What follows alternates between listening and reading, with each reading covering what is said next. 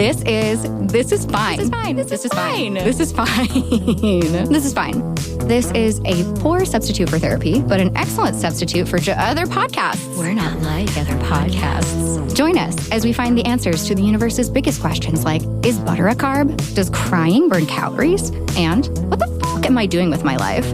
We're here to be your part-time therapist, astrologer, concierge doctor, and fairy godmother. Do you need someone to validate you today? Cool. Come on in. We're fine. This is fine. Welcome back to our third installment of Niche Luxury Hot Girls with Caroline Stern, who has quickly become our most popular guest star. Shocking, not. With NLHG becoming our most popular topic, we have decided to make Caroline This Is Fine's official correspondent in the same way that Shannon is our official astrologer. So, welcome to the team, Caroline. We are blessed by your presence and anointed by your gifts of hotness and taste. Today's rundown will, of course, include an update on all things Niche Luxury Hot Girls are loving, as per usual, as well as assorted topics such as the topic of cola, dairy as a category, some astrology, chat GPT and AI, and finally, our mental health state of the union. Welcome back, Caroline, our fearless reporter at large, columnist, cornerstone of our hearts, lives, and show. Caroline, you know the drill at this point. Are you fine today? The finest of the fine. I couldn't be happier to be back here. There goes Petunia. I'm like, she's not fine, I guess. But Petunia's you know what? screaming. I'm like, Petunia's upset. It's fine. It is what it is. It's hard to be a single mother, but things are going great. And I couldn't be happier to be back here. We have so much to discuss for episode 3. We do. I'm so happy that we've made it to episode 3 and so grateful for our listeners who have shown us so much love for these episodes. Caroline, did you know that you're the most popular girl in school, aka This Is Fine? Honestly, finally, because I'm like my full circle moment coming true because I was not the most popular girl in school in high school. I did win most change since senior year or freshman year. We love a character arc. My arc line is fully moving into its like full circle moment though, if this is the case. And that makes me so happy because this is my favorite podcast. So, oh my God, we're in love. So that's that. I'm like, literally, I'm in love, happy to be here. One day, all I want to do is like have an episode where I get to interview you. Oh my God. Should we do that? Yeah. Okay, great. Yeah. I love where this is going, both in life and this particular episode. So let's jump into our first, usual item on the agenda. NLHG updates, things Niche Luxury Hot Girls are loving, like what's going on in the NLHG community. Do you want to lead this one? I want a tag team because I like your takes, and I think everything is better when you flop on in as well with me, especially because you are the mayor of this community and you know this. So I feel like with Mermaid Court, no, you literally like, this is your home. This is your people. Like, thank you. Like you're my wife. But regardless of that, basically the thing that I've noticed the most, and like, if we think back to Mermaid Court and we were talking about Mermaid Court, episode 2, a very important episode. I was talking about Mermaid Court, but I think outside of just like the concept of like mermaidification of things, I would imagine you see these things too. Net, like the concept of like a mermaid being caught in a net. I feel like net is turning into accessories and all these net bags. Totally. Like we saw the net sort of, what was it? The net Le Pliage from Longchamp. Oh yeah, the Longchamp beach bag that's like, it literally looks like, I wish I knew like nautical terms so I could sound really smart right now. But like, right. I'm like the whaleboat net. Yeah. It looks like, I don't know. Do you catch fish with it? Probably not because those are like pretty big holes. No, I think they do. They like catch mer people and fish and sirens and whoever else. That's what the bag looks like. And I have been noticing that in all these different bags, like Claire Vivier came out with one. Oh, yeah. And these cute little, and it's the funny thing is the holes are just getting bigger and bigger. Like the net itself is like, eventually people won't be able to store anything. You can't put anything so much in the bag. That's why I think people are only going to carry around lemons in a non-ironic way. Oh my God. Yes. Like Anna Malfi. I'm just going to like carry a single piece of rope because that's the ultimate large hole net bag. Honestly, chic. It's giving like Bottega summer 2026. We're honestly in love, yes. Like it's like that's our vibe, and that's what we'll carry at our wedding together. But either way, moving forward, I do think that is the gordification of Louis Vuitton. Also, we need to touch upon. Oh yeah, okay. Quick transition into other luxury bags. The gordification of Louis Vuitton. What's the latest? So if you were partaking in episode 2, which if you haven't, you should do that after this. We, once upon a time, a few months ago, spotted the fact that Louis Vuitton started painting gourd-like figures on its bags. And we're not talking pumpkins, really. We're talking squash, like full acorn squash. And then like a spaghetti squash. It was a spaghetti squash. Honestly, the best squash. But yes, underrated. We were like, the gordification of Louis Vuitton, what is this? Like gardening in general, like GardenCore was plopping its little head up from the ground, so to speak. And I think that was just moving into the direction of what we already were talking about, which is GardenCore, tomatoes. Like we moved into Picniccore. We were not together yet when we talked about the teddy bear Picniccore and your picnic bag. Oh my God. And the bag. We need to talk about that. Because that was a full circle moment for the gordification. It really was. Like, okay, so for context, I have been moving some things out of my closet and like trying to identify where certain things are, as one does. And I found this picnic basket purse kind of thing that my mom had given me from my great grandmother.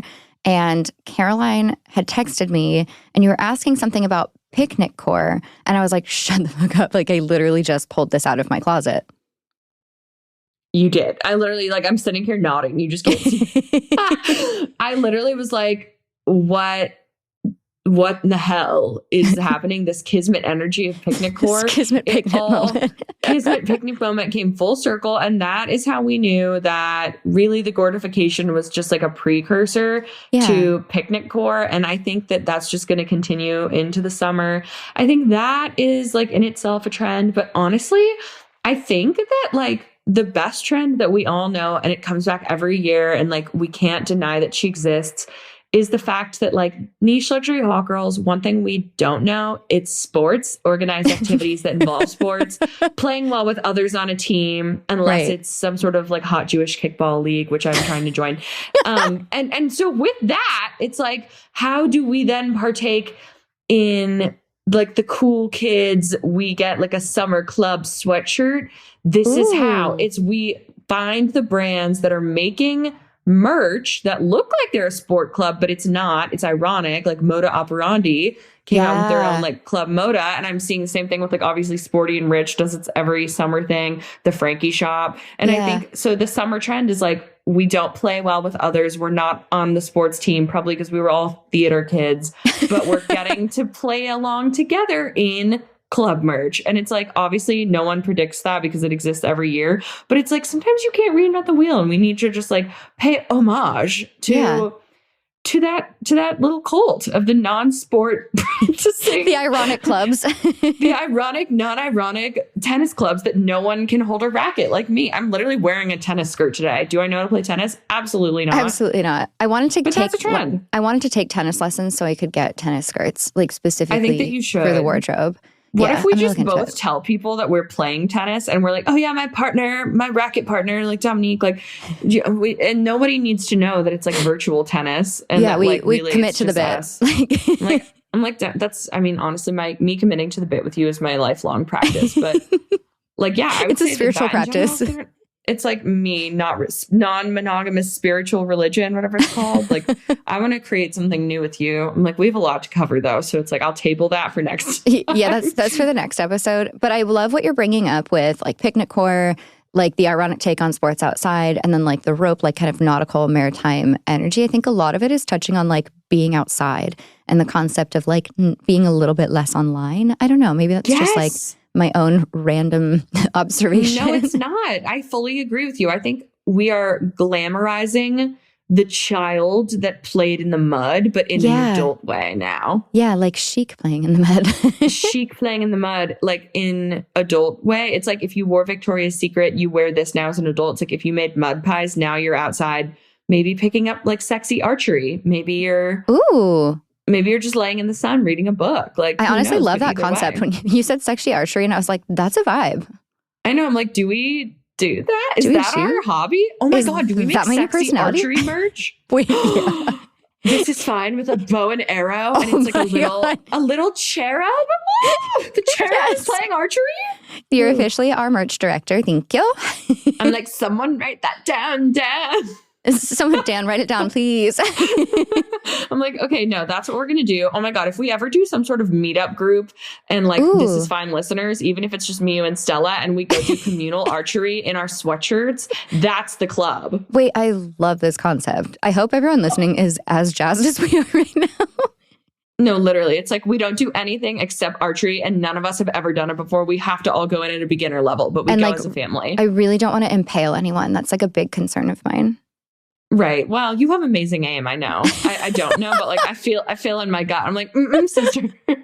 I'm like, your Gemini and Mercury would never let that happen. Honestly, you've learned so much in such a short period of time. Thank you. I know. I'm like, it's giving Wizard of Dolphin energy. Like that. You said dolphin one time a week ago, and so I've like kind of claimed it in my head as like our. My love, when you say a week ago, it was literally 24 hours ago.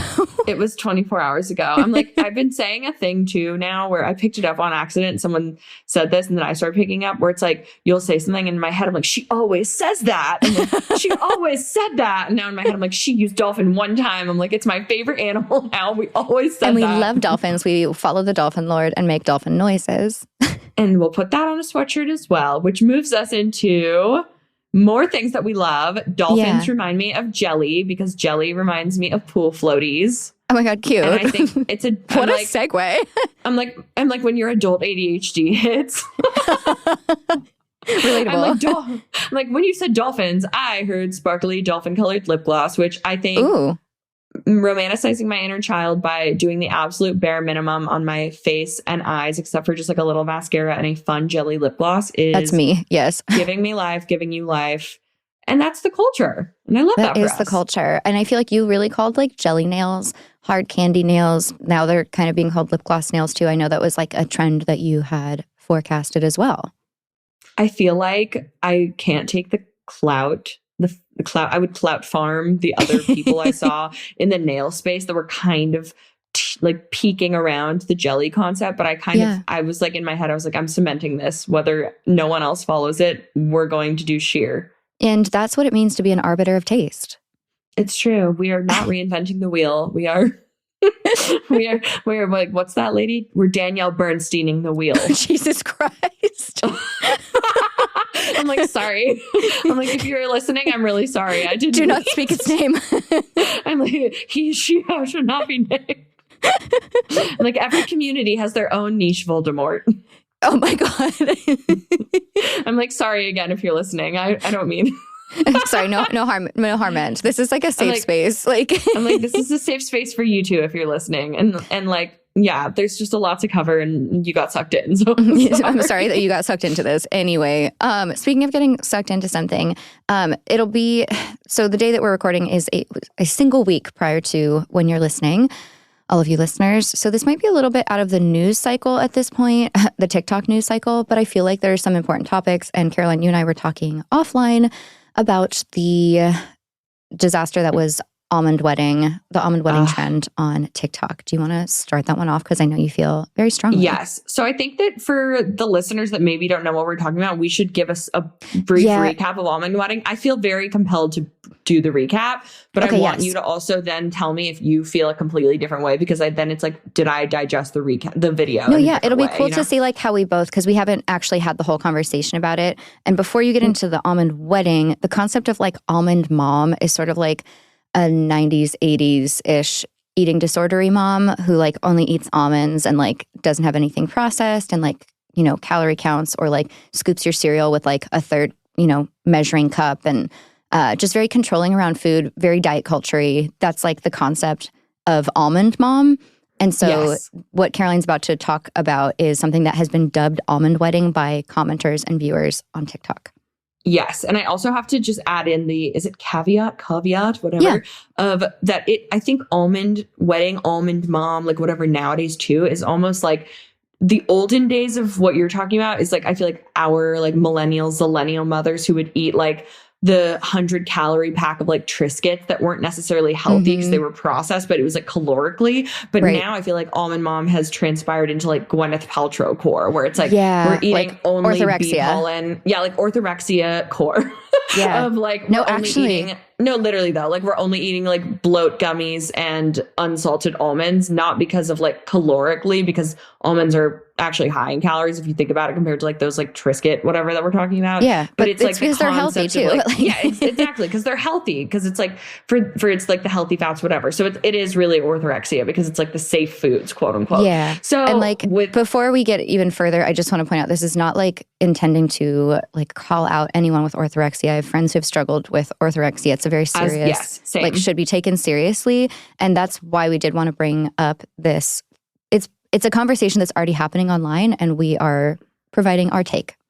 100%. And yes, to add that in, I actually know many people in my personal life, actually some of my direct family life, that were very much dosed with orthorexia. And it is I guess you could call it under the umbrella of anorexia. It is very much so in there, and it is not funny or fun, but it is definitely conversation worthy. And it definitely feels like something that a lot of people don't know has a name. Yeah. And so I think it's good. Did we say what it is?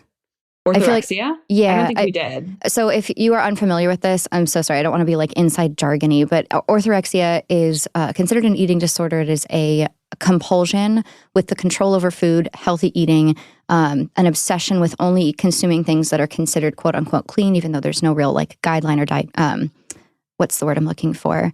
Like there are no parameters for what exactly defines quote unquote clean food, but it's compulsion with only eating something that's like, sprouted, raw, organic, sugar-free, whatever it is. It looks different for different people, just like any other illness or struggle. There's a ton of information and resources online if you feel compelled, but just so you're up to date with what we're talking about. Exactly. Beautifully said. So Almond Wedding, there's a creator on TikTok. She is known, I would say, if you actually scroll through a variety of her content, for being someone that eats like flour free, she's gluten free, she's refined sugar free. I'm not sure she's what dairy her free other too. She's dairy free too. Yes, definitely. Yeah. She's definitely the main triad of the things. What's the death triangle on your face or whatever, the triangle of death? It's the Illuminati triangle of delicious foods, but whatever. The Bermuda Triangle of happiness. The Bermuda Triangle of happiness: gluten, dairy, and sugar. Yeah, but she is. Those are my favorite food groups. I'm like literally same. I do not know off the top of my head if she is free of those because of actual like 100% like allergy, like diagnosed things, or if it's more of an inflammation thing, which I definitely think a lot of people do choose to be free of those things because those things are not alkaline foods. They are acidic foods, and technically acidic foods, like things that are high in sugar and gluten, technically are not great for inflammation, whatever that may be. That's what like I was going to say Tom Ford. Who's the football player? Brady. Tom Brady. I don't know anything about sports, and you live in Boston, and I somehow had the last name. I'm like, what's that guy's name? Not Tom Ford. It's Tom Ford. Yeah. I'm like, Tom Ford eats an alkaline diet, which is wouldn't be surprised. No, exactly. So he's all these things free too, not for allergies, because of inflammation. And so it's a popular diet, whatever it may be, whatever her reason. She doesn't eat those things. And to move forward, her wedding day came and she did a what I eat in a day on my wedding. So she started the day with like a green juice and a lemon water, and says that cleans out her insides, which lemon water doesn't do that. I'm not a doctor, but I do know that lemon water cannot clear out your kidneys because that's not how human organs work. But either way, lemon water is delicious, so that's fine. But she did that, and then she had a green smoothie, and then a raw veggie plate. I literally have this memorized because I've watched this video so many times. Like seeing it as you're saying it. No, same. Like a raw veggie plate. I don't know if there was hummus or not. Probably some dips. And then for dinner, they had salmon and veggies. I don't believe there was any sort of like carb or delicious potato on the plate, which is the only thing I look forward to on the plate. And then for dessert, they had, I don't remember if they had a raw cake. Yeah, it was a sugar-free, gluten-free, yeah, gluten-free, quote-unquote cake. Yeah, quote-unquote cake. And then on every table, this is where things I think really took a polarizing turn, was every table had a Ray bloat supplement on them. Yeah. And then they had a candy shelf or its spread of Smart Sweets, which are those gummies and candies modeled after our favorite candies. I love Smart Sweets. I love Smart Sweets. I met them. I worked with the founder like a long time ago when she was first launching. Sarah I will say that right? I understand why she needs bloat supplements if she's eating a lot of Smart Sweets. No, totally. It's a lot of fiber. Yeah, it's a lot. That's like me when I chug Olipop and then I realize the fiber count and I'm on the floor because I can't button my frame denim. Like, so sad. It's literally like a first class ticket to the toilet. Like, no, I'm literally like, I can't even go there. It's so polarizingly like painful. But if you know, you know. But like, yeah, so she had those, and then she had the Unreal peanut butter cups, which I also love. And she basically was like, I'm gonna treat myself to a couple of these bad boys at the end of my wedding, which is like, they're literally like carob and sunflower butter. And I mean, they're delicious. Don't get me wrong. Right. So the big takeaway was we had these two it was confirmation bias at play, meaning people, I think, immediately felt a little pang of weirdness after the first, like, wow, that's very one-sided type of eating. They go to the comments and see these people being like, wow, that's so crazy, so unhealthy, like you're restricting whatever. So confirmation bias at play, reading those comments. And immediately then I think a lot of people were kind of not mob mentality by any means, but like seeing that and feeling I mean, we'll call it mob mentality. They were feeling called to then, leave their own comment feeling the same way. So we have those people. And then we have the people that are like, it's your wedding. Mm-hmm. It's your wedding party. It's your day. Eat the things that make you feel good. You're not hurting anybody. You're not depriving anybody of food. It's not like, they weren't feeding people and everyone can take care of themselves. And I think that the main takeaway then also that we have to talk about is that she made a response video after a few days and basically, said, this is the way I eat because I have a lot of allergies and I have a lot of intolerances, and my now husband like knows this, and it's not like shocking, and it's the way that we both live, and like this is the way that I live my life. This is what I eat. I'm a healthy person. I feel good. Don't let it bother you. A lot of people requested to see this video of what I was eating at my wedding, and so I'm basically giving the people what they wanted. And if I had eaten, a big bucket of, I was going to say salmon, but that's not right either. I was like a big bucket of cheeseburgers or whatever. We'll just use that as an example to, be more of a gluttonous food type, let's say, then I probably would have gotten, the opposite kind of comments. So just let people live their life. So that's kind of the breakdown, I would say, the synopsis, if you will, before we get into our own thoughts, because we never talked about it off the phone. Do you feel like I'm missing anything? The only missing part of the diet was how she brought up that she drinks two specific kinds of, like, one wine and one champagne because she knows that there's less than 2 grams of sugar. And then in the rebuttal, basically said, it's not feminist to not support my choices. Right. That is, I wish that I had touched upon those. And I'm glad you did, because I forgot about those. That's why we're tag teaming. It's tag teaming. I'm like, I love when we do things as a family. But yeah, she drank the biodynamic rosé with less than 3 grams of sugar. I'm like, just me memorizing. Yeah, I know. I was like, yep. And some kind of like champagne, I want to say. It was Moët and Côte d'Or. Yeah. And then so she said that, and she said the same thing about it not being feminist inclusive, to basically shame her diet for what it is. So what's your take?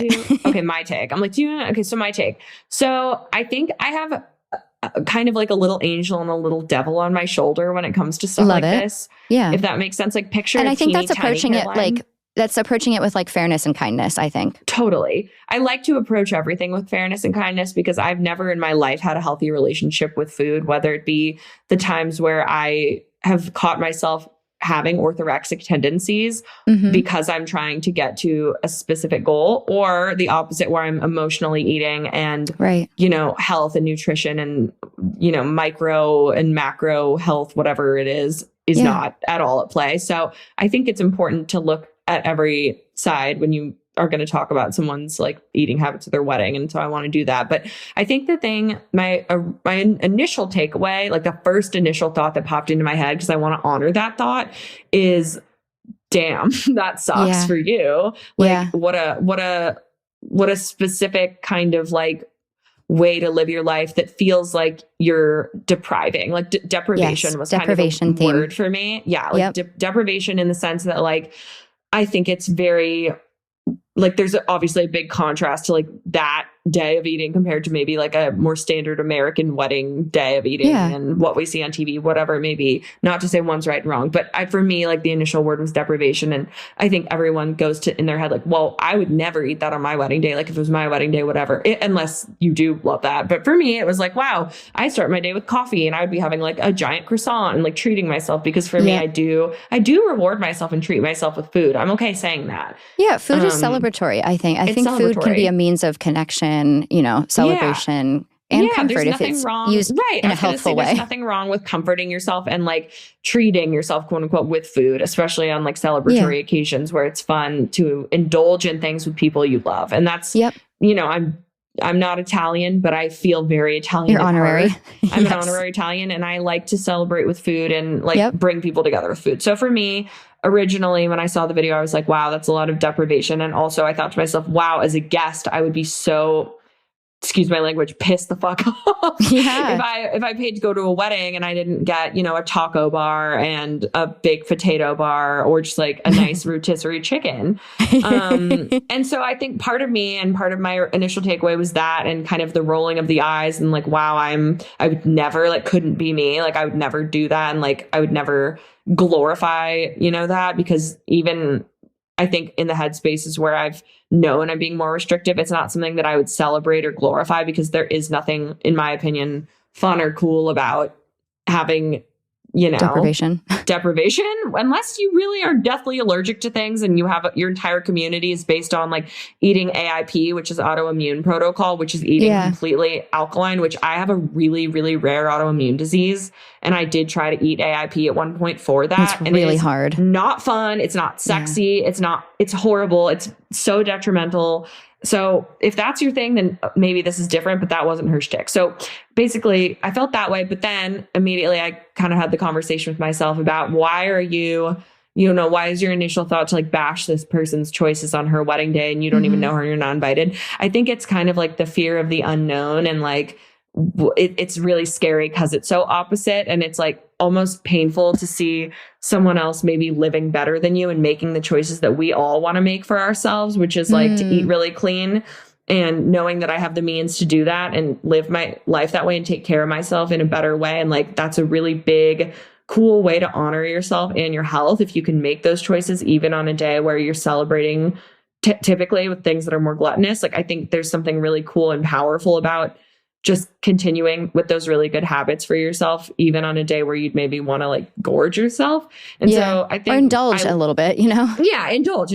So I think for me, I'll say my opinion is it's important to use language that I think recognize, like if I was her, I would have used language maybe around somewhere around the fact that like she knows that this is a little bit out of the norm maybe, and that like just give a little bit more of clarity on why that this was her eating habits, because the video blew up and like she didn't have that same engagement across all of her other videos. So I think a lot of people would see that video without maybe following her and not know that maybe there's like a long history. Yeah, there's no context. Like if you're coming in, you're like, I'm a woman who suffers from X, Y, and Z inflammation, and like this is how I ate on my wedding day, and I was able to enjoy amazing food that tastes good and feel really good. I think then it's like you put the array of like supplements on the table though, and it's like, okay, well, not everyone at your wedding probably is bloated and has that. So there's a lot of like me flip-flopping around. I think at the end of the day, I personally don't love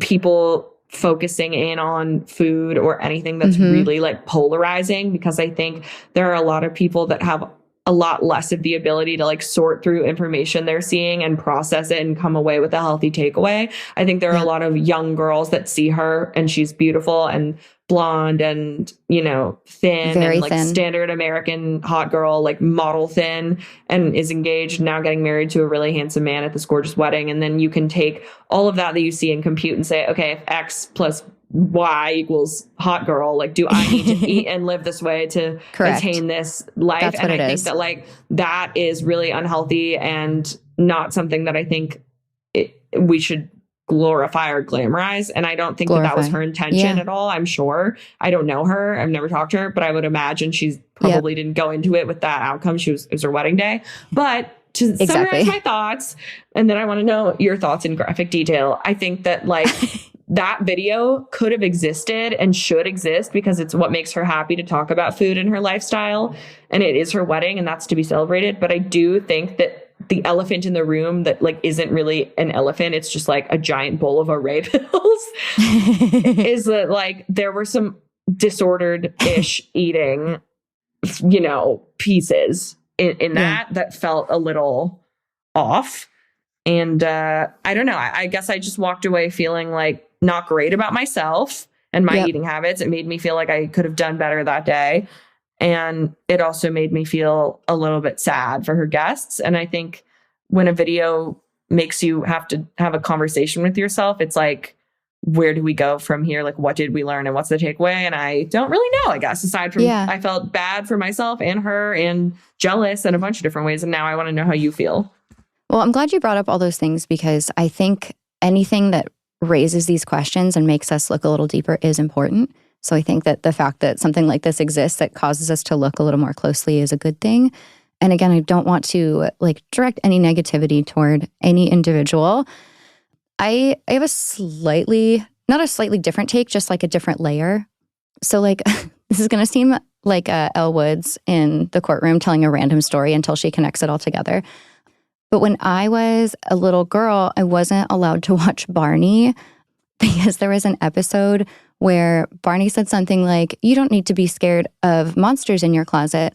And I was like, what the fuck did you just say is in my closet? Wait, what? So, what? Yeah. So I was like, wait, what? And I like went to my mom and she was like, God damn it. So like the concept of a monster being in my closet didn't exist until someone started talking about it. And they didn't come up to me and say like, there's stuff in your closet. They were having this conversation that like, oh, you don't need to be afraid of this. That's the energy I got from the video, which the concept in general, I'm thinking about is signaling. I think a lot of it is diet culture signaling, food shame signaling, food fear signaling. And I think that she is entitled to have whatever diet she wants. Obviously, she's an individual. She can make those choices. She does have allergies, I believe, and she's eating things and taking care of herself in the way that works for her, and it's not for us to judge. I think that when you then take those things and put them out for public consumption, not just like, oh, here's what I'm doing, but here's what I'm doing to what you said, look this thin and this good. And she's doing a lot of, I don't know if it's called body checking, but essentially like showing off her body all the time, which is very, very thin. Some people are naturally thin and some people have to work really, really hard. It sort of seems like the latter. Again, that's not really for me to judge. But if you look at comments in other content that she has created, it's all so many women being like, what do you put in your smoothie? How many times a day do you eat? What do you do for snacks? How many times do you work out? What do you do for XYZ? It's all desperate people who want to look like her, and they think that following what she does will get them to where they want. It's coming from a place of pain, fear, and lack. I think that when you are showing a quote-unquote after, and it's an over-idealized, over-glorified, over-glamorized, like you said, body ideal, that's when you can get into some trouble because there's a lot of signaling going on. She didn't force anyone to take the bloat pills, but they're on the table. That's a form of signaling. Right. She didn't tell anyone that they couldn't drink, higher sugar wine, but she brought up how many grams of sugar are in a glass of specific wine. That's right. And signaling. She also mentioned this is all that I had. And the video itself also shows I don't see any other drinks in the video. So it's like she says, this is all I had, but it's also the only thing on the table for consumption. Right. So those things, even if she's not forcing anyone to do anything, she's living her life.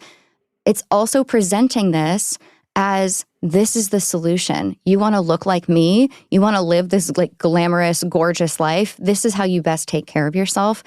Even if it's not overtly saying that, that's what's promulgated. Like the concept of diet culture is perpetuated with content like this. And I think if you are a content creator, there is a level of responsibility, especially if you are a wellness and health content creator, because that's one of the biggest things that impacts human beings. Yep. I couldn't agree more. And I think that like, I need to say something that is kind of exactly the reason why I think that she needs to be or needed to be a little bit more just like, not woke, but it's like we all remember the like smoothie craze, fruit first, like food combining thing. And like how detrimental that was to people. Like, I think that was kind of like Watergate for the Watergate for the like health for the wellness influencers. The Watergate for the wellness influencers was that fucking food combining craze. And honestly, like, it's fine. It is what it was. Like, I took part in that. But I think when you see stuff like that, you have to be able to walk away and be like,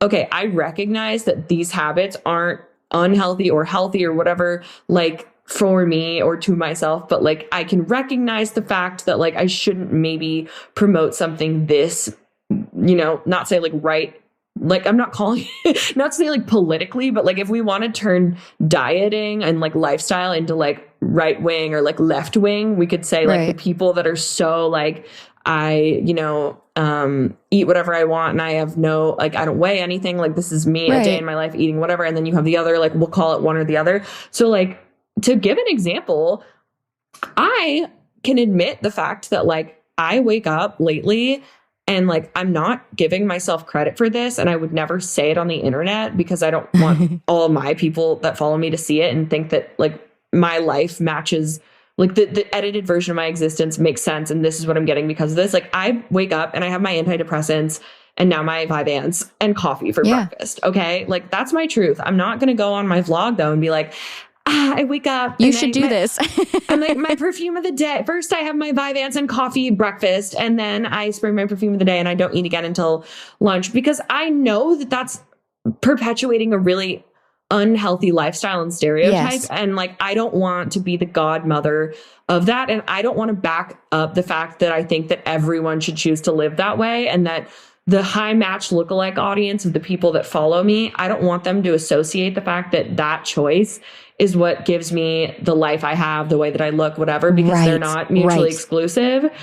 And I don't eat that way every single day. And I don't want the few choices that I talk about and the times where I get to be the one that decides like what goes out for it to be around that, because I know that that's not healthy and I don't want to glamorize that. And I think that like it's very opposite of what she's doing, obviously. And I'm not saying that hers is the opposite of that and that she's, you know, in the same space of like that level of like unhealthiness, because I'm talking about like something that's actually really not like healthy. Yeah. You're just speaking to your own experience and we can't judge her experience or what she eats. We can't judge it, but I can be aware that I know how to have a thought come through my head and be like, should I probably leave this off the internet? And instead, like if I do share something, maybe show a more whole rounded meal, like a smoothie and a sandwich and something, because there's less debate there and it won't cause, you know, it won't really hopefully cause anyone to like fight in the comments or like have nutritionists fighting in the comments. Like, do I really want this to be the thing that people know me for? And I don't know if she had that thought before she posted or if she knew back in her head that like,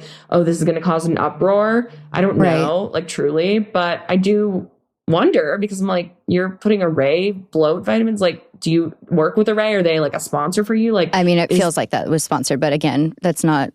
We don't know. We weren't behind the scenes. We weren't there. And because we don't know. And there were no FTC guidelines followed if that was the case, which is my full-time job. So there's a lot to talk about. And I think that like this whole concept of like what I eat in a day is what I spend in a day is like they're entertaining to see what other people are doing and where they're putting their effort, their energy, their time, their calories, whatever. But I do think it can be detrimental because it takes us back to like the OG times of like Freely the Banana Girl eating a million bananas a day and all these like amazingly beautiful, healthy teen girls then eating only bananas and losing their periods. So it's like... Exactly. I think that what I eat in a day is one of the most toxic trends when it's done in this way, where it's like I present my idealized body and then I do what I eat in a day versus, you know, there's a different approach. Like if this individual has specific allergies, there's a difference between like body checking and then showing what I eat in a day versus just talking to the camera and saying like, I have like X, Y, and Z. I've gone through all these things and like, this is what I eat to navigate allergies. 100%. I follow it's two different goals. Girl named Mariana Dvorska who she has polycystic ovarian syndrome. I do as well. Same girl. Yeah. I'm like, don't we all? But so it's funny. I followed her when she was many, many, many years ago, a YouTuber that was doing like heavy weightlifting content, What I Eat in a Day, where it was all protein, like fake stuff, like fake, what's it called? Like whey protein and like all calories, macros, whatever. And that was like her What I Eat in a Day. And I loved her content because she showed how she lost a bunch of weight, and it wasn't healthy, quote unquote, because it wasn't real food, but it was, calorically restricted. But then she completely had a full content shift and was like, I was diagnosed with PCOS. I can't believe this is the stuff I was promoting to people. I was losing my hair. Like, I didn't have a period. Like, I was so bloated and sick. I was talking about, this food that isn't really food, whatever. Now her content is, what I eat in a day is to help naturally heal my PCOS off birth control, and like showing, really just like, I would say very generally like full balanced, healthy things with food from every category, like not restricting unless she has an allergy. And the way that she like presents the content is a really like comforting place that comes from like not a restrictive place, not a place of like looking a certain way. And I like the fact that that can be done. And I like the fact that people can say, I'm sorry, and be like, I changed my mind. And I think that like, I almost wish this girl would a character arc again. Yeah, I love a character arc, and I wish this girl, I don't think it will happen, and I don't know her, and I won't ever find out and ask, but like I almost would be like really stoked if she was like, okay, I obviously recognize the fact that the way that I eat is pretty polarizing, but like I'm sorry. You mean like, Almond Bride?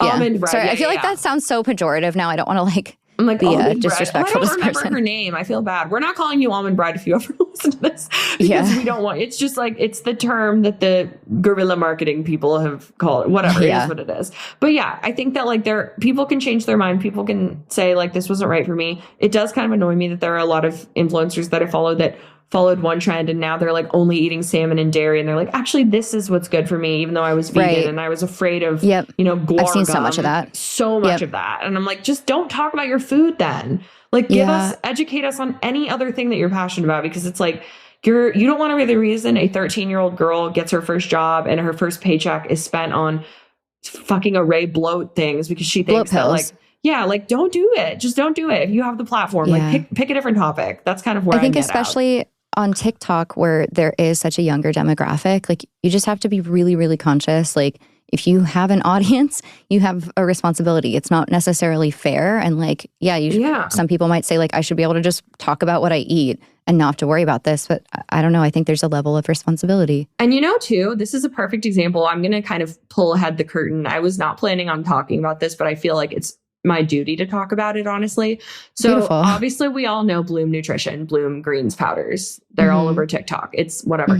So I always have kind of jokingly, referred to the girls, guys too, but for me, it's girls that I see on my For You page that are adding in Bloom Nutrition, those greens powders into their content and like weaving it in, like that they take it when they have their really stereotypically hot body and then they go to the gym or vice versa, and kind of trying to integrate it in as like, this is what gets me here. And I've always kind of not mocked that, but it always has been a little MLM-y to me, like the Bloom Greens girls. Like when you get I like see the ick from it. Yeah, I get the ick. It's a TikTok, it's an influencer driven brand. So Bloom reached out to me for the first time this last week, offering me, they've never reached out to me before, reaching out to me, offering me to send me the powders and then a very, very, very small amount of money in exchange for me posting them in a video in any way that I want, and using the hashtag Bloom Partner and using the hashtag like whatever it may be to indicate sponsored content.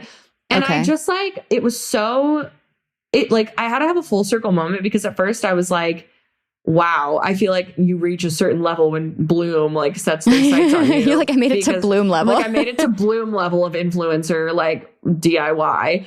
But then I took a step back and I was like, damn, if I had to really think in my head, I was like, hypothetically, like, let's say they offered me a lot of money.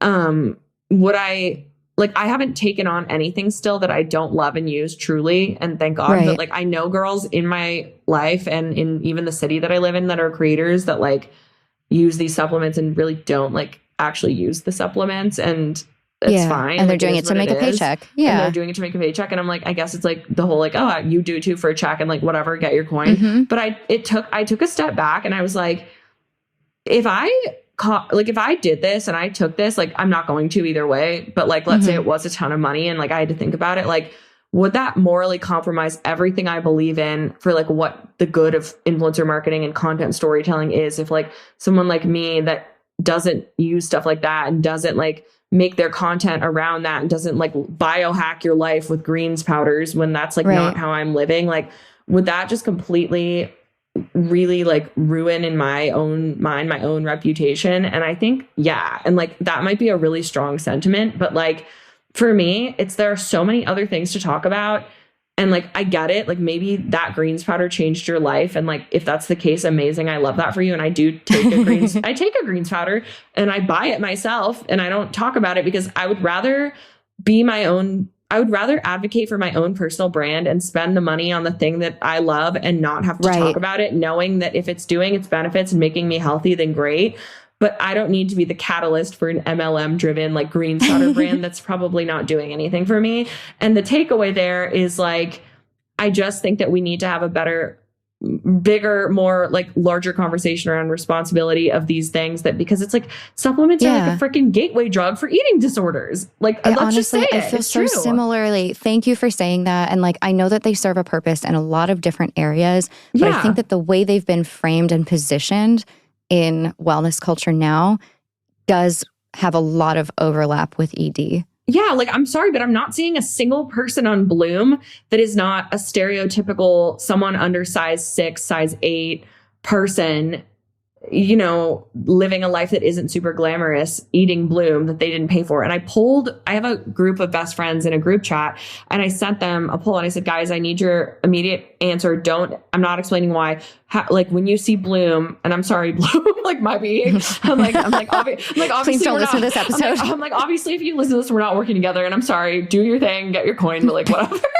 Have fun. Good luck. Like, my bad. Athletic Greens, if you do hear this though, I would love to try you. And I've heard good things. But either way, no. I asked them, I was like, when you see Bloom and these nutrition powders, I said array too, whatever. I just said all of them. Like, do you immediately think this person only took this and is using this because they got paid? And the resounding thing was like, yes. Absolutely. And like, maybe they taste good. And like, it's cool that they have a mango flavor. One of my friends was like, I actually got it and I do love the taste, but I still associate it with that.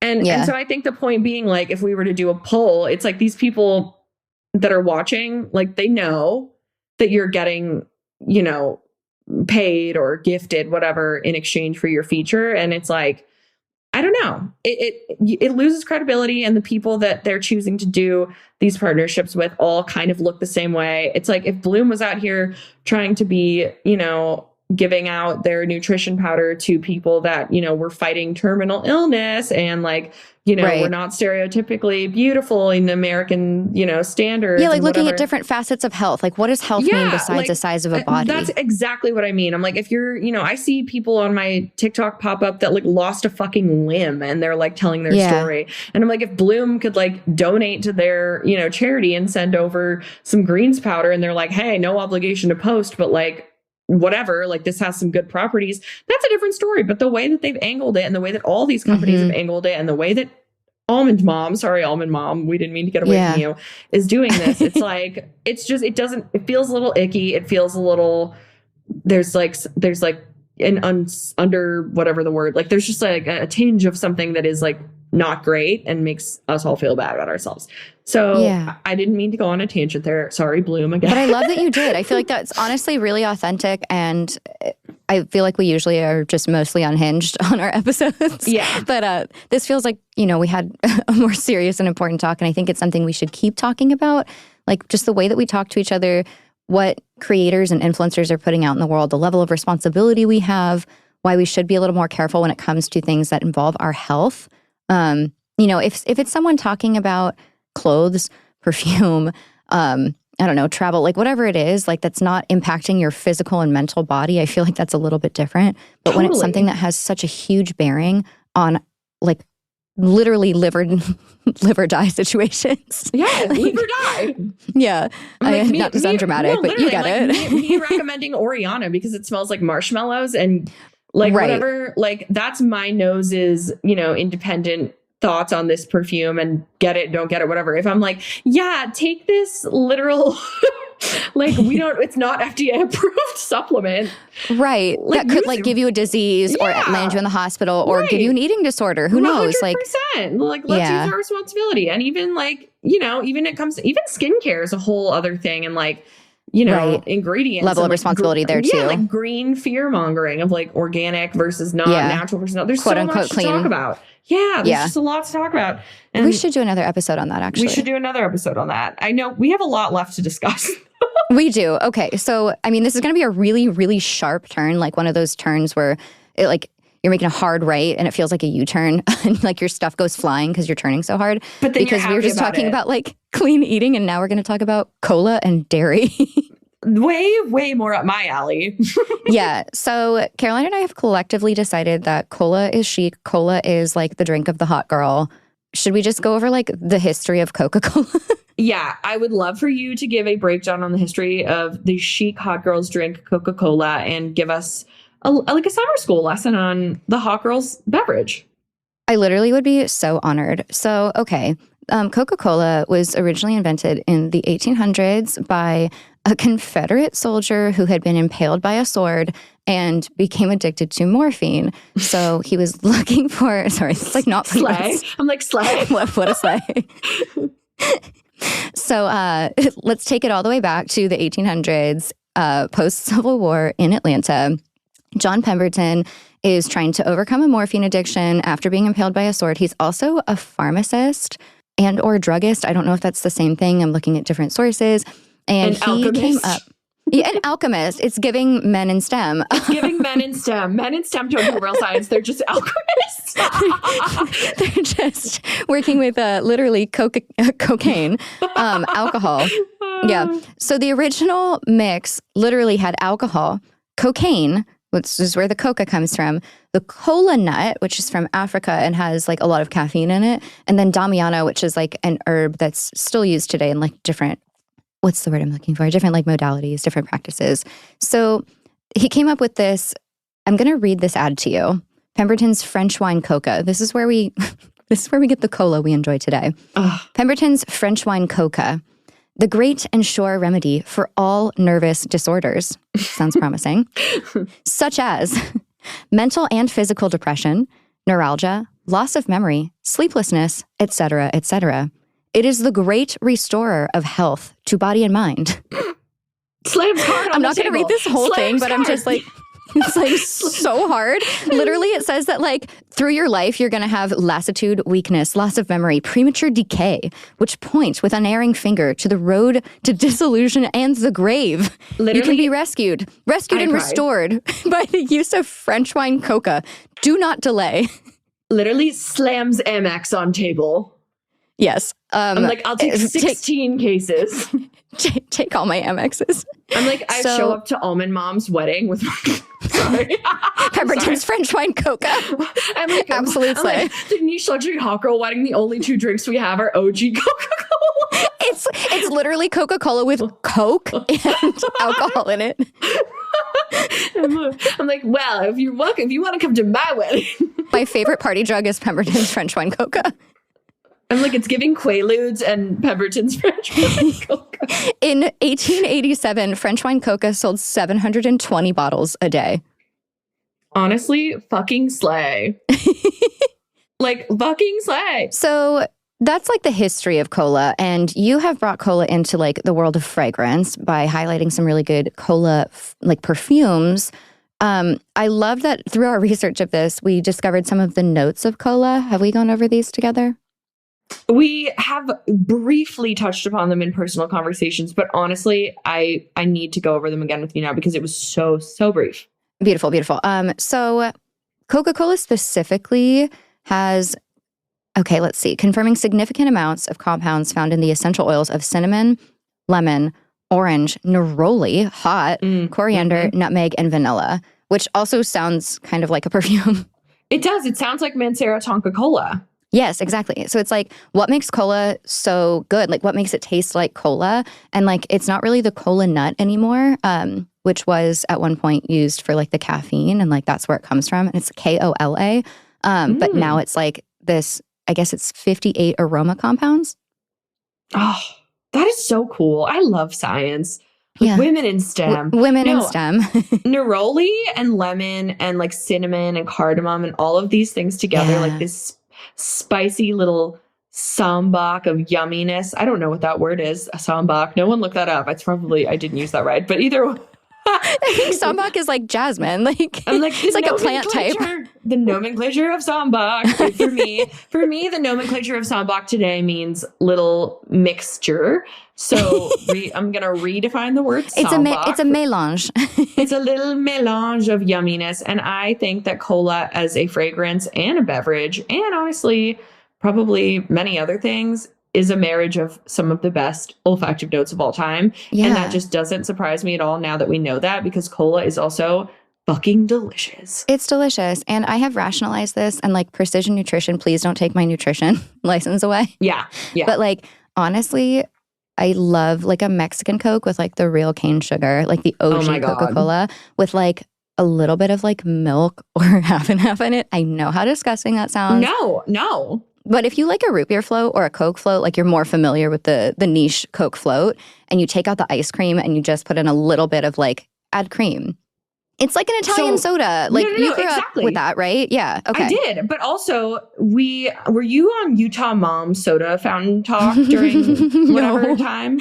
Okay. So so this is really important, and I'm introducing you to your people. So you're welcome. Beautiful.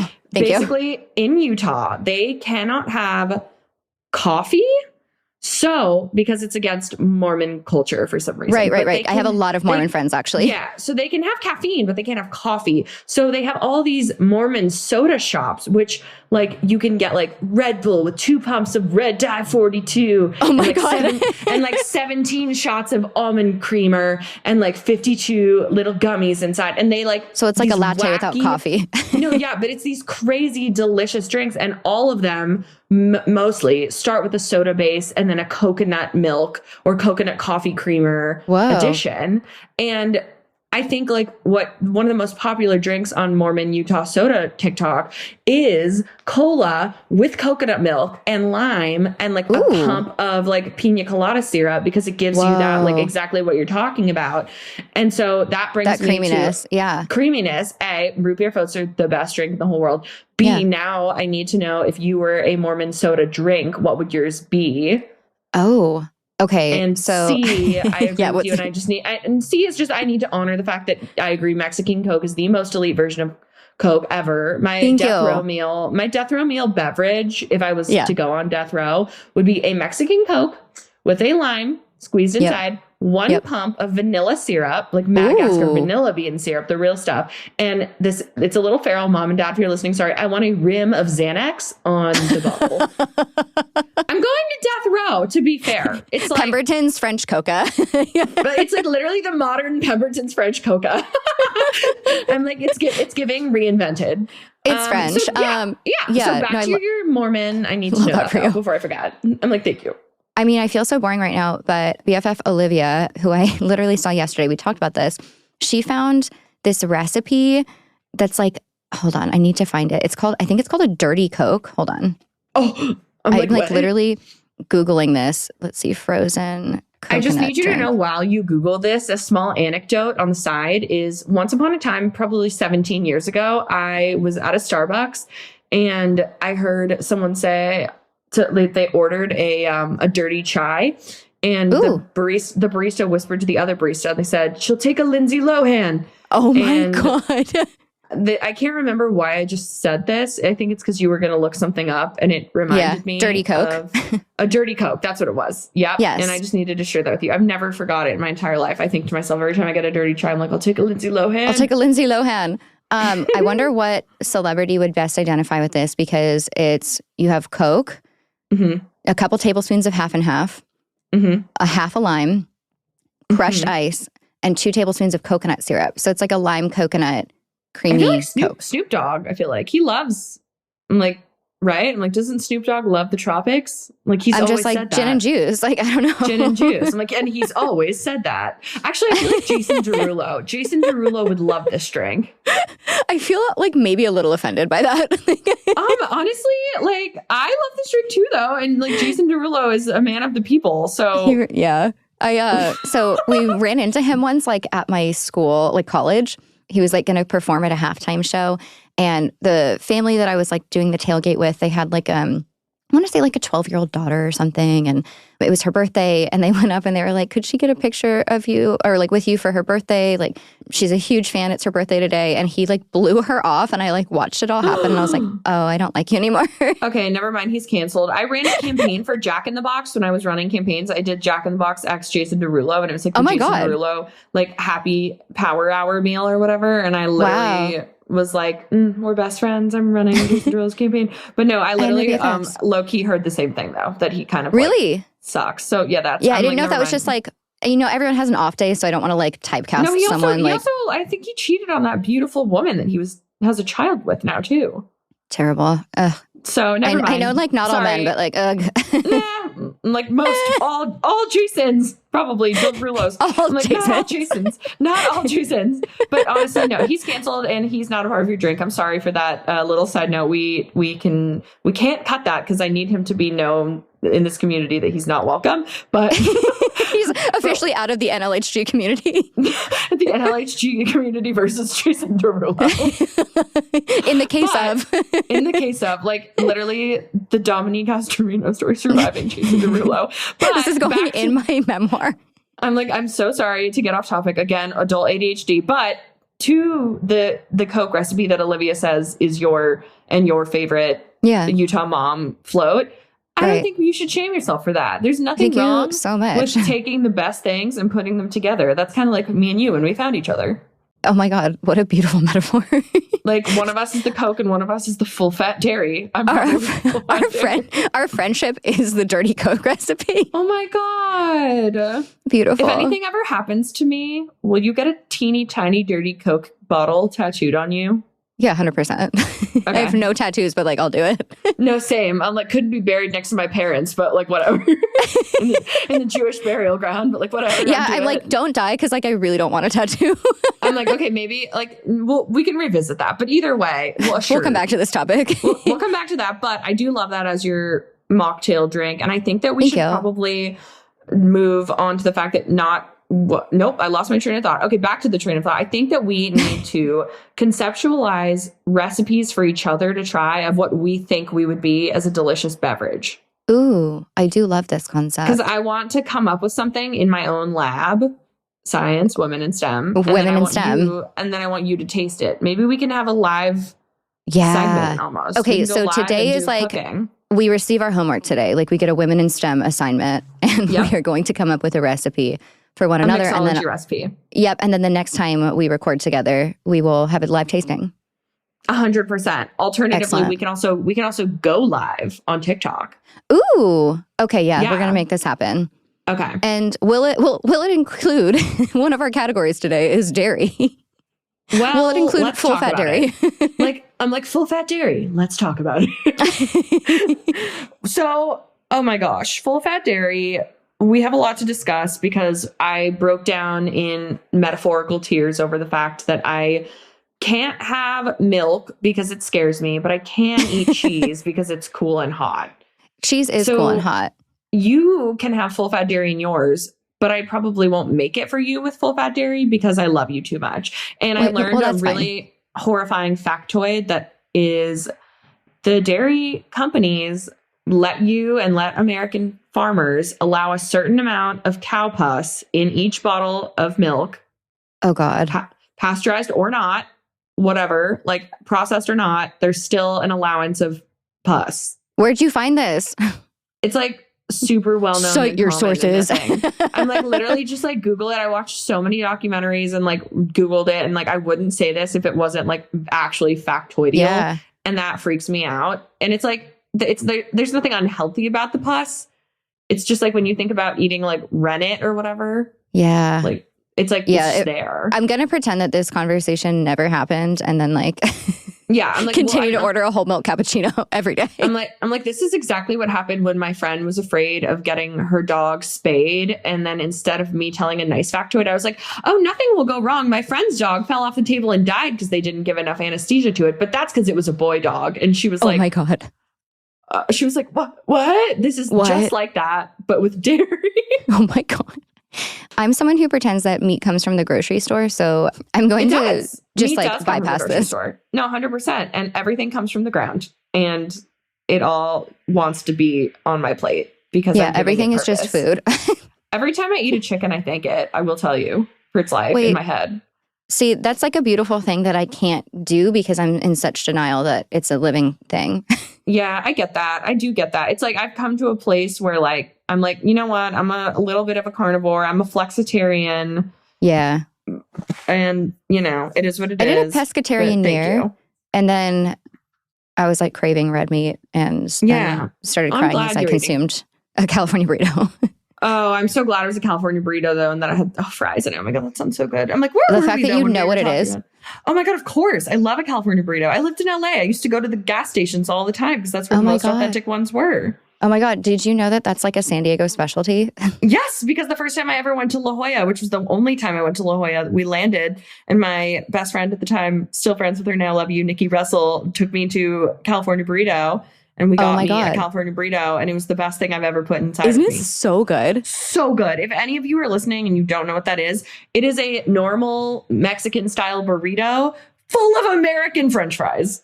Yes. You've got carne asada, you've got melted cheese, you've got guacamole, and you've got French fries. So it's like a burger and fries wrapped up in a burrito. It's the thing that I never knew that I needed until I had it. And so I guess the full circle answer is full fat dairy. Is it? Yeah, because sour cream and cheese. So yeah. Yeah. That's true.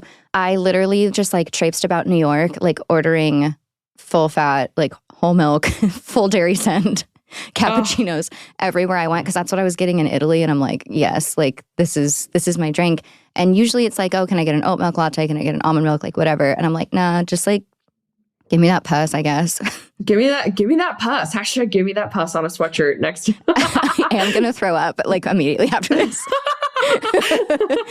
I'm like literally like Dominique Astorino, the surviving pus. I'm like, this will be a chapter of my memoir. I'm like, at this point, I will be the ghostwriter.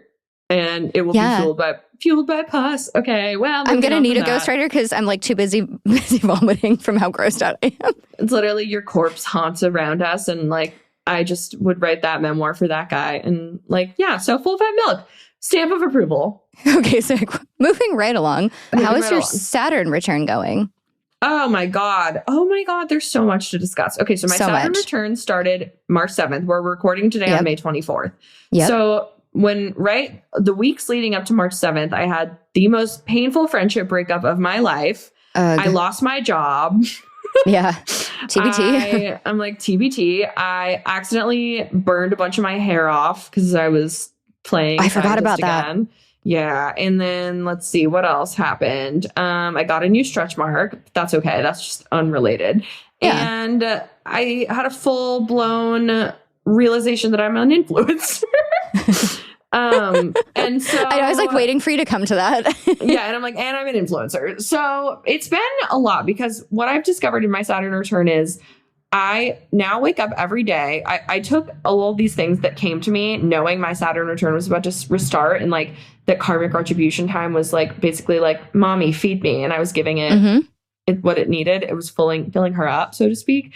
And so all those things, I was like, it's okay. This is all on purpose. The universe doesn't want these people in my life. Makes me sad, but that's okay. It is what it is. Like this job, like clearly I'm on the path, whatever. So now every morning I wake up, I say, I am enough. I have enough. I believe in the good things coming. Oh. And I look in the mirror and I'm like, love you, bitch. We're doing so good.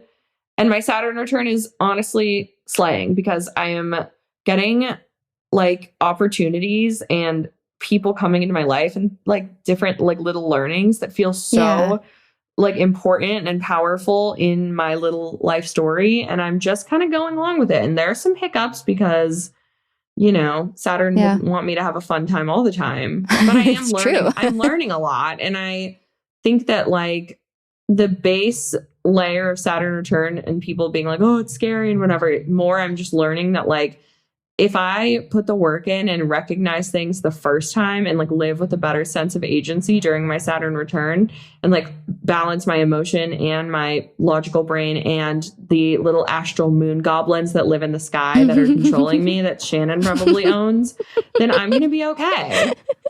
I'm like, yeah. I'm so proud of you. And then I'm like, Mommy Dominique teaches me how to communicate. I'm learning how to communicate better. I'm reading The Art of Communication by that Buddhist guy. Oh my God. I'm so excited. Yeah. I made it to page 2 and then I turned on Love is Blind season 1. But that's on ADHD. And that's on ADHD and growth. But my Saturn return, things are going. And I'm also just learning a lot about astrology. And I'm like loving learning about astrology. My gateway drug into astrology, really, in a real way, was episode 6 of the This Is Fine podcast by Dominique Astorino and Nina Chananagonza. I am probably 96% of the listeners to that. It is one of our top episodes. And it just like keeps going up. Go listen to it. But I really learned that like you can make and craft a life for yourself if you know your chart better. And I'm like, I have so much access to information. Why would I not? And then I learned, I can't remember if one of you guys said it or no one said it and someone else said it, but like the moon controls the tides and we are made up of mostly water. Yeah. So why wouldn't that make sense? And I literally had I had an outer body moment where like dolphin Caroline was looking at human Caroline and was like, you got to learn your shit. So I've been doing that. The one thing I will say that I've been having a lot of fun with is trolling adult men with my semi like quasi knowledge of how to read charts. So what I'll do is I'll have them, if I go on a date, a Hinge date or something, I'll have them put their chart information into Chani. Shout out Chani. I wish you would give me a subscription. Chani, sponsor us. I'm like, Chani, sorry. It's Chani, not Chani. I'm so sorry. But yeah, and I'll be like, oh, wow. Like I'm like, wow, your Imam Coeli is in its whatever house. Like that means that you're literally in the perfect time of your life to settle down and find a beautiful girlfriend who's a Taurus.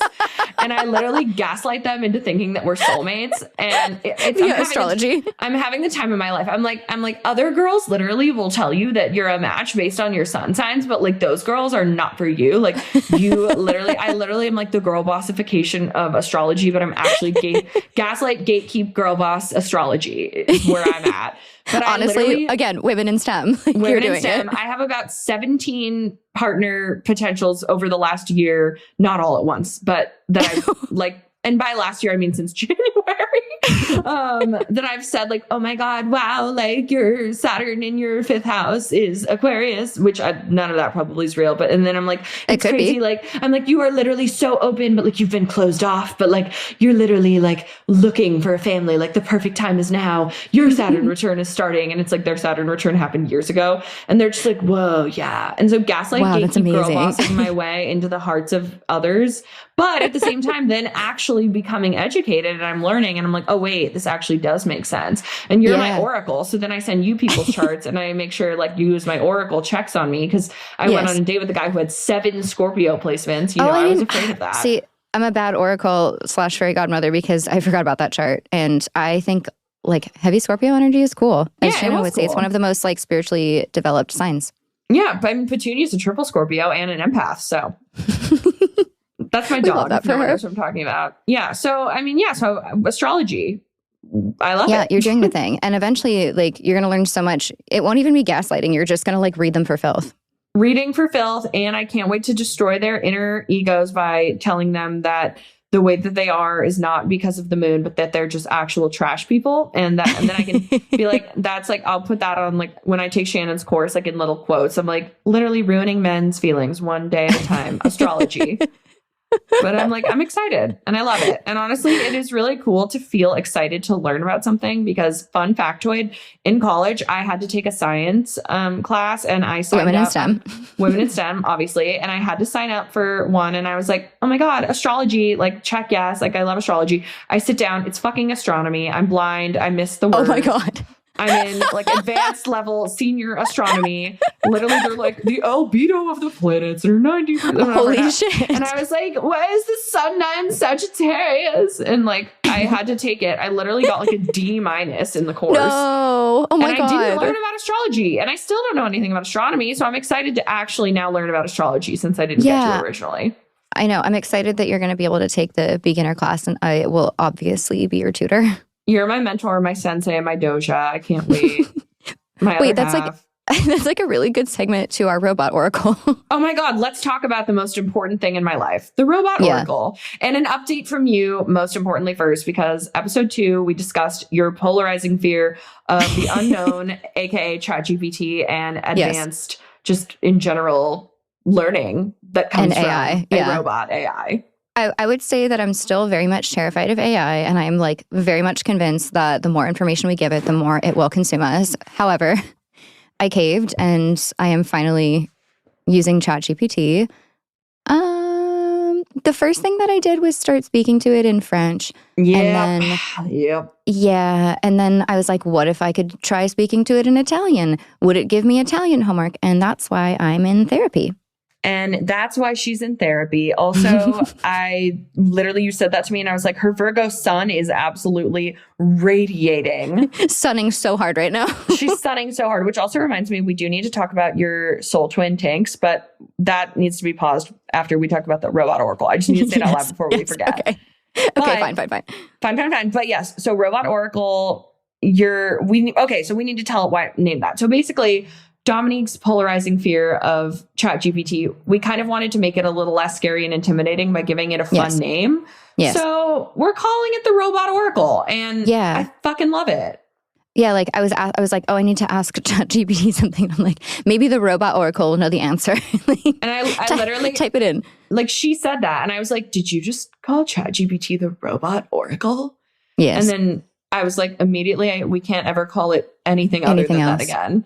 So if you ever hear us reference the Robot Oracle, it's ChatGPT. And honestly, the fact that you're giving it a little shot, dipping your toesies into this new era, Web3, whatever, I'm proud of you. And I think that at the end of the day, through these trials and tribulations of understanding AI, the one thing that I will take away is no AI will be able to do and talk and make like amazing, funny, quick on the spot, jokey references like you.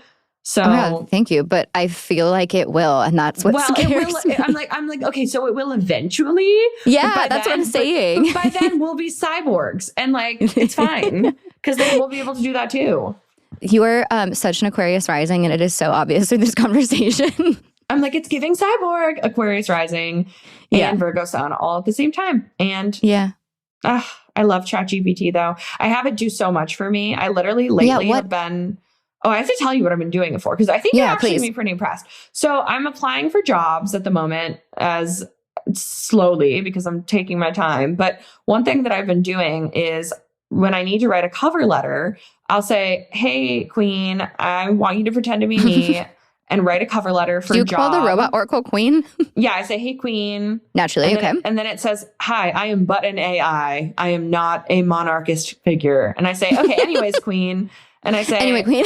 I'm like, anyway, Queen. I'm like, your name's Queen now, so only respond to that. And it's like, okay. But I say, I'm going to give you a job description. I'm going to paste this entire job description and requirements and like whatever from LinkedIn or from the website. And I want you to create a cover letter with this information that would make me a good fit. And it will write me a brand new cover letter. And then if it's a little long, I'll be like, make this shorter. It'll make it shorter. I'll be like, okay, now make it more about like my skills in X, Y, and Z. And I have had it write me so many cover letters. I've had it write me all of the like little descriptions of my resume.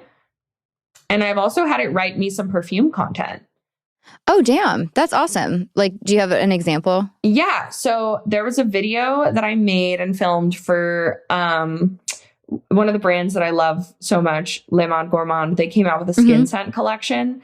And I had a really I remember this video. Yeah. And I had a really fun idea of talking about the different scents that they came out with in like comparison to different articles of clothing because they're skin scent. So like the blue one, Beau Blue, is supposed to smell like a boyfriend's hoodie. Like that's kind of what they talked about a little bit. Or like there was like one brief touch upon it. So I was like, oh, let's talk about all of the scents in the collection as different things. So I wrote down in ChatGPT, I was like, I'm going to write you a thing about these different notes. I want you to write me an introduction video sentence talking about these different notes. This is the different perfumes. This is what they smell like. Compare them to articles of clothing. What are the articles of clothing and why? And it wrote me the most beautiful synopsis and I recorded it word for word. Whoa. Yeah. I mean, that's pretty incredible. I feel like there's so much potential in different arenas. I I haven't really figured out how to use it yet because I'm still kind of like dicking around with it. No, that's fine. Dick around. Like ask it, tell it like notes that you like in your drink. And then maybe it can come, oh my God, maybe the robot oracle can make our drinks for us instead of us. Wait, actually, yeah. I did ask Robot Oracle. I was like, I like the Chanel DNA of a fragrance and like explained what I meant by that. And like some notes that I was looking for. I was like, is there anything that's like dominant with like orange blossom and patchouli? And it came up with like multiple lists of fragrances that I should try. Okay, see? Yeah, I did the same thing. And I also then got sidetracked and asked it to write me a 2-person skit in a perfume shop and give me a plot twist ending that ended with Roses Vanille. But either way... Oh my God, that's really funny. I'm like, either way, I also did that and it gave me some really good options. I also used ChatGPT to let me pick my birthday scent. I gave it a list of different gourmand scents from Lucky Scent. Whoa. And I was like, this is all of them. These are the notes. Pick me the one that you think is the most gourmand and would inherently make me the most edible. And it picked one. And I love the one it picked. I got it. Wait, that's beautiful. Yeah. I'm like, the Robot Oracle cares. It gave me a birthday present. The Robot Oracle gifted me. I'm like the Robot on my Oracle, solar return. On my Saturn solar return, the Robot Oracle gifted me Love and Crime by Exidolo, which is an amazing gourmand lemon scent you should all try. Simply gorgeous. Simply gorgeous. Speaking of perfume, I feel like we should let people know that our next episode will be your amazing concept, Perfume Smasher Pass. Yep. We're doing Perfume Smasher Pass, also known as Fuck, Marry, Unalive. We're going to have a segment at the end that's Fuck, Marry, Kill. And we're going to live sample fragrances that neither of us have smelled. And then there will be a few that like she has smelled and I haven't and vice versa. And we're going to give like live notes. And yeah, I'm so excited. You can't smell it with us necessarily, but we will be as descriptive as possible. Oh my God. Wait, do you think, okay, tell me if this is crazy. What if we like on this episode or on like when you announce this episode, release the list of samples that we're going to get? Ooh, and then everyone yeah, else we can do order that. The samples with us, since by now, you know what I mean? Yeah. Okay. So if you're listening to this like in real time, hopefully we will have something on TikTok that shows all of the things that we're going to sample. So if you wanted to get some samples yourself, and we'll have like a discount code if you want to order. Yeah, that's a great idea. And then anything, if we make any commission off of that, we can buy more and do it again. And do another episode. We're going to fund Dan's Hawaii trip. As Caroline said, we're trying to get our producer, Dan, back to Hawaii because he was going for a trip and he hadn't been in like decades maybe, and got there and immediately got COVID and the whole trip was ruined. So we are trying to get Dan back to Hawaii. It's called UNICEF for Dan, except that is not going anywhere except to his pockets and we need to get him to Waikiki. So stay tuned on that. But yes, we're going to do that. We're excited. Yep. That also leads us to our final topic of the day. And such a tragedy to end such a beautiful episode. But, you know, in the format that we've been following, let's do a little mental health State of the Union. Oh my God. Okay, let's talk a lot about mental health State of the Union. So there's a lot of 4-letter words in my life recently. ADHD, STEM. Yep. Really just those two. So, okay, State of the Union. I have been dealing with imposter syndrome a little bit because sometimes I get overwhelmed by the concept of doing simple acts like brushing my teeth. And then I'm like, how am I going to become this person that like is a person that has a full-time job because I'm looking for a full-time job still, and a freaking quote unquote influencer. And I'm still in that headspace where like, since I was so much on the other side that like, if I ever mention I'm an influencer or someone asks, I'm like, I'm an influencer. Like I like cough and I'm like, I'm an influencer. Feels weird. Like I'm sorry to say it. If you're an influencer full time, I love that for you so much. But for me, it feels like the most embarrassing thing I could ever say out loud. I'm so sorry. I literally am like, you guys are doing real things. It's a real job. But like truly, I'm in a weird spot where it feels like the most embarrassing thing in the world because I did it on the other side of it. So that is very much like a big part of my mental health State of the Union, because I'm kind of starting to accept that like, is maybe me feeling embarrassed actually just like the fact that I'm in denial that I thought I couldn't do it? Like, is that actually the root of that? And so it's like shame projecting, maybe a little, I don't know. Maybe a little, but I would say... I think there's also like a lot of negativity around influencer culture in general. And I think that's why a lot of people are calling themselves content creators. That's why my sleep paralysis demon is an influencer. Your sleep paralysis demon is a content creator. Or no, your sleep, it's an influencer. It's an influencer, not a content creator. The other day I was telling Dominique that I had a dream that I had a sleep paralysis demon that was an influencer with a Jamaican accent that kept saying, "Hey, link in bio." And like literally, I'm like, that's my mental health state of the union though, in the sense of like, I'm working on that. And I finally, this is big drum roll, have finally gotten a diagnosis for adult ADHD. I saw a psychiatrist, big clap, snaps and claps. Yay. I saw a psychiatrist and I went through what's it called? DSM-3, is that what it's called? Like what the DSM-5. DSM-5. Yeah. I'm like DSM-12. And DSM-77. I'm like literally 666. No, wait, that's not the angel number. 1111. I'm like 666. The Satan number. I'm like, oh my God, I'm so sorry, guys. I'm like, don't worry. I'm like, oops, actually 666 is an angel number, but that's a whole other story. Well, technically, like Lucifer was an angel, right? Yeah. Also, I took, this is a little rogue. Bear with me, everybody. I took politics and religion class in college, and one of the sections was on slightly more taboo religions and like what they actually are all about. And I was absolutely fascinated with Satanism because the rules of Satanism are actually pretty slay. Like they aren't, I'm like, that's a quote. I'm like, they're actually pretty slay and pretty not that bad. Like they're not at all about worshiping the devil. It's like there are 11 rules. There are 11 rules of Satanism, and they're like, don't hurt women and children. If someone goes into your lair and you ask them to leave and they don't leave, destroy them. Okay, fair. And like just like a few other like pretty chill rules about just like doing your own thing. And I was like, you know what?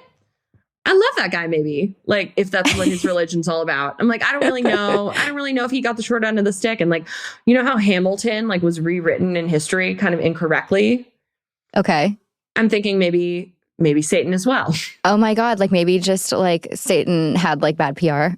God, Satan had bad PR. I'm like, Satan should have hired Ellen at Purple PR.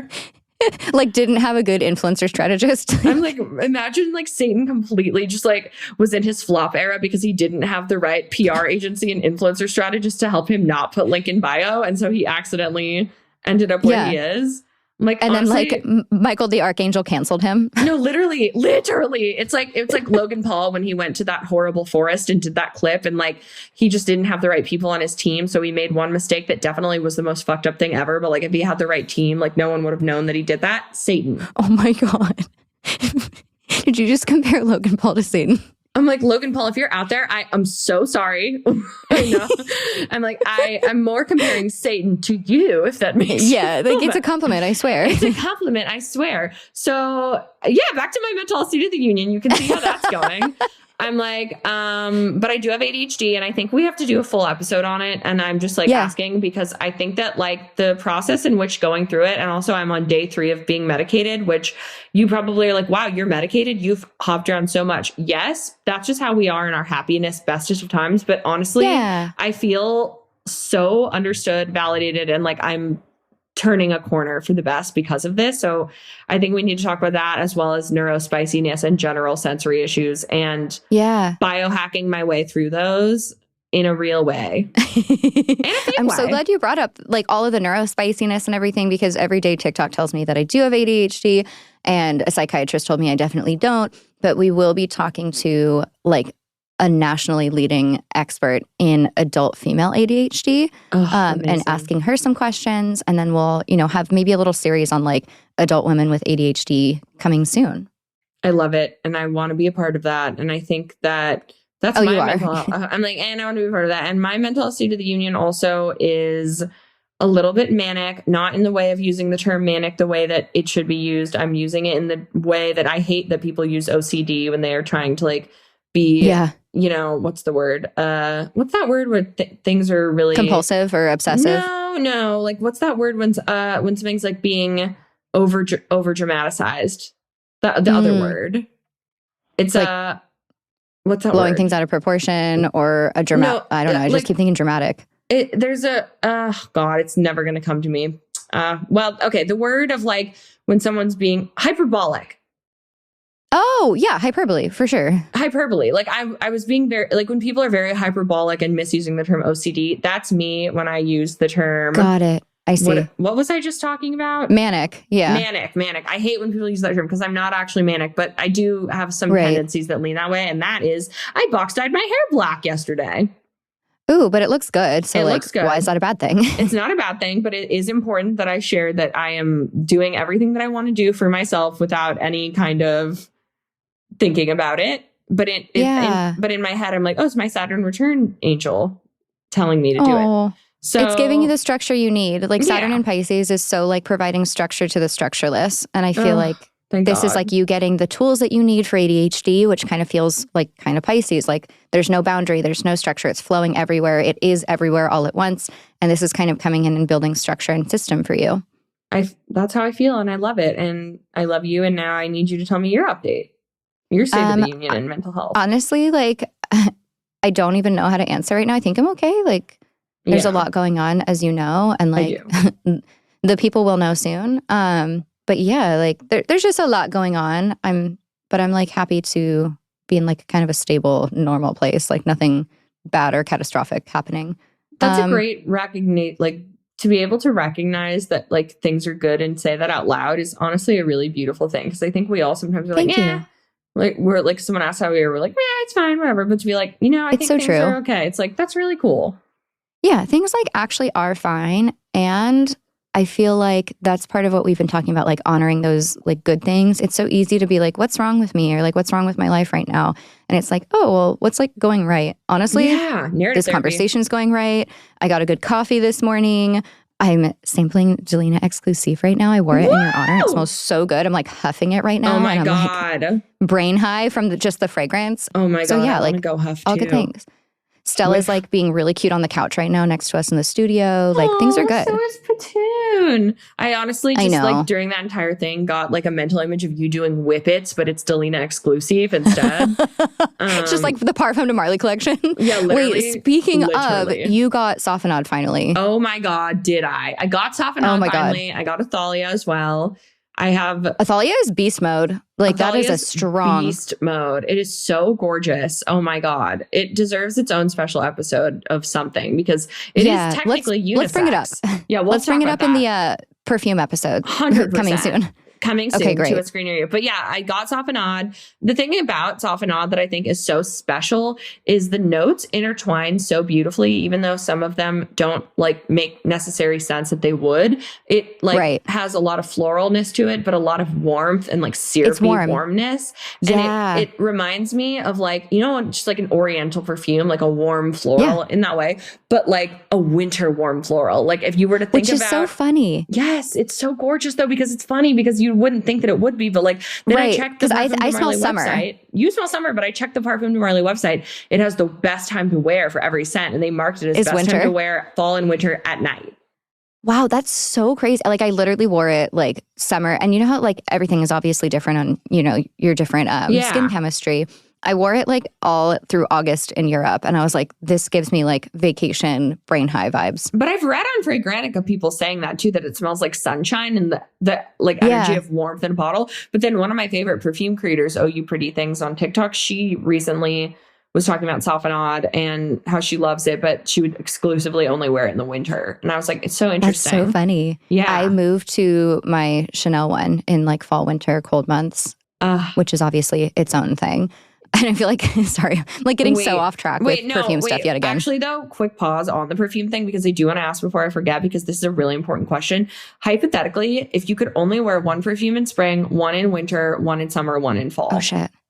Or do we do one warm, scenty, like spring, summer, one fall, cold. Winter? Yeah. I mean, the two I just listed probably, but I feel like I haven't smelled enough. I know that sounds crazy because like this is such a pastime. Yeah, but like I feel like there's so much left to like experience, and I haven't like gotten really into niche stuff yet. But I mean, like Safenad's my number one like every day for like lighter, and then Coromandel is my like heavier, sexier, like kind of darker. Which really like Coromandel is oriental. Maybe that's like my thing. Have you ever smelled Playing with the Devil by Kilian? No, I'm going to look it up right now. It's like an Oriental Cellars family. Like, it's so, I don't know how to explain it. It's like woody. And fruity? It's fruity, woody, floral, dark. I don't know how to explain it. I've smelled it twice, and it is like captivatingly, it reminds me of something that you would like. I don't know. Okay. I'm obsessed with the complexity. It says black currant, white peach, lychee, and blood orange are in the top. Pimento, pepper, rose, and jasmine in the center. Sandalwood, vanilla, cedar, patchouli, benzoin, and tonka bean at the base. Which are some of your favorites. I would love. Favorite notes. Yeah, exactly. By Jasmine, comparison, I'm going to pull up my Chanel one. So it is very ambery as well, but it has like a lot of patchouli. Okay, so the top is bitter orange, citrus, and neroli. Middle note, patchouli, orris, jasmine, and rose. Base, benzoin, white chocolate, amber, olibanum, incense, woody notes, musk, and in one of the versions, Tahitian vanilla. I can't remember which version it is. Ooh. But yeah, like it's one of those things where it's like you don't know, it doesn't fall into one category. Like, you know, with Softenade, it's like, okay, amber and white floral, like I get it. With this, it's like, oh, that's so many different things. There's like something fresh and green and citrusy. There's something earthy. There's something sweet floral. Then there's like white chocolate and amber. And there's wood and musk. Like there's a lot going on. But when you smell it, it's so well blended. I always call it an olfactory masterpiece. It really is. Just because it's so it's a girl who can do both. It's so many things. Oh my God, that's such a beautiful like picture in my mind, honestly. That's how I feel about a lot of the Parfum de Marly collection in general. And Moon Carnival. Oh my God, yeah. Oh my God, you need to smell Moon Carnival. Oh yeah, absolutely. Are we smelling that? I think in our so. perfume session I pass? think so. Okay. I hope so. I mean, we must. Otherwise, I will find a way and just send it to you. But yeah, no, that's also olfactory masterpiece. But yeah, I think that like we completely got off topic for you. Yeah, I was just going to say we really took a turn classic. But that kind of also completely touches upon the absolute sort of semi-denial in ADHD. So, yep. Yeah. Mental Health State of the Union is where you just want to talk about perfume some more. And you know so what? we will be doing episodes on both. Yes, we will. Separate, segregated, and they'll probably still intertwine. But yeah. Yep. 100%. Caroline, you are my favorite. Thank you for giving your life to us, living this life of service. We are obsessed with you. I'm obsessed with you. I love you. I would you. do anything for you. I would literally, I say it all the time. I would harvest the celebrities' organs of all of your favorite TikTok stars. I can't name names because I'm maybe becoming friends with one of them, but I cannot name names. I would do anything for you. I love you. I love everything about you. I love this show. This is the best show on earth. You heard it here first. And that's jazz. I hope you had as much fun as we did just now. If you didn't, my bad, I guess. If you did, please, for the love of God, leave us a review. Not to sound needy or anything. You can find Caroline and all of her niche luxury hot girl content on TikTok at Caroline M. Stern. That's linked in the episode description, so you can just click and follow. Thank you for joining in on our crazy conversation. I hope you learned something, felt some joy, and are excited to hear our next episodes on perfume and ADHD. Thanks for tuning in to this episode of This Is Fine. I've been your host, Dominique Michelle Astorino. We're based in San Diego, recording in studio at DLI Productions in Pacific Beach with Emmy Award-winning sound designer Dan De La Isla. This is a comedy and advice podcast, but for legal reasons, this entire podcast is a joke and none of it is medical advice. To download the transcript or learn more, visit thisisfinepodcast.com.